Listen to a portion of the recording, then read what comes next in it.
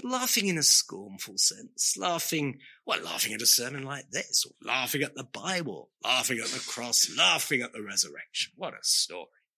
Well, that kind of laughter there, well, it's going to be mourning and weeping afterwards. And the more you laughed about these things here, the more you're going to mourn and weep when you see actually you're wrong.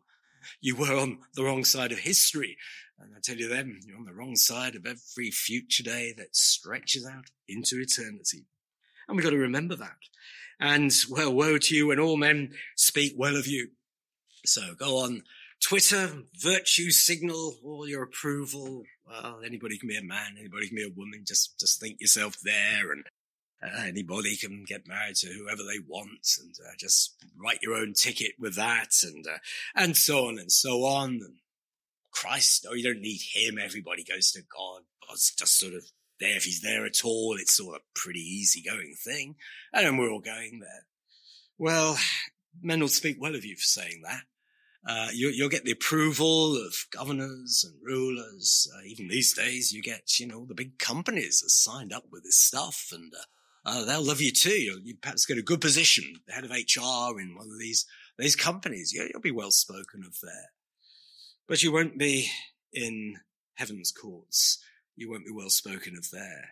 You won't hear the well done, good and faithful servant. You'll hear, depart from me, you cursed from the beginning of the world. Go, join the devil, and be in everlasting fire.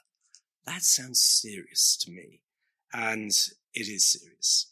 And we as Christians remember that. We remember that.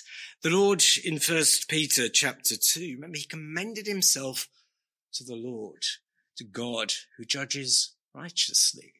He didn't just think, well, I'm just going to put up with all this injustice. It's an unfair world. There you are. Just put up with it.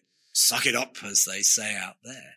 No, that God will judge it, and he's righteous. If he isn't righteous, then there is no punishment, there is no hell, and everything's gone.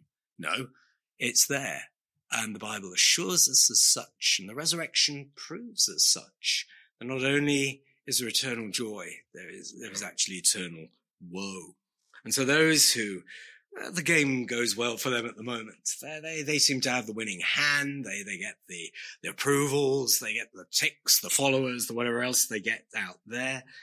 Well, they've got to enjoy their moment, because it'll all be gone one day. And as Christians, we believe that too. We believe, yes, that will be justice. And all the insults and revilings and evil speakings against you and me falsely for his name's sake do have their recompense. And actually, it's going to be pretty heavy. That woe is not a kind of, well, there you are, just say that a bit there. No, it's heavy. Hell is heavy. It's a very serious, serious thing. And none assured us more of its reality and its seriousness than the Lord Jesus himself. So, rejoicing when we are persecuted, yes, we are family.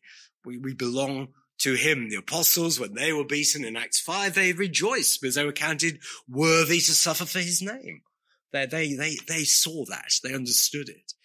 And there's no reason to doubt, actually, that were we to be suddenly transported into a much more severe persecution situation, that we wouldn't know actually more of the nearness of the Lord and his consolations and his help and his smile upon our soul, that assurance that we so often lack will perhaps come in huge doses then, that we will see it was possible. That yes, we can leap for joy. Yes, we can rejoice, and rejoice ultimately. We're going home to be with God, to heaven.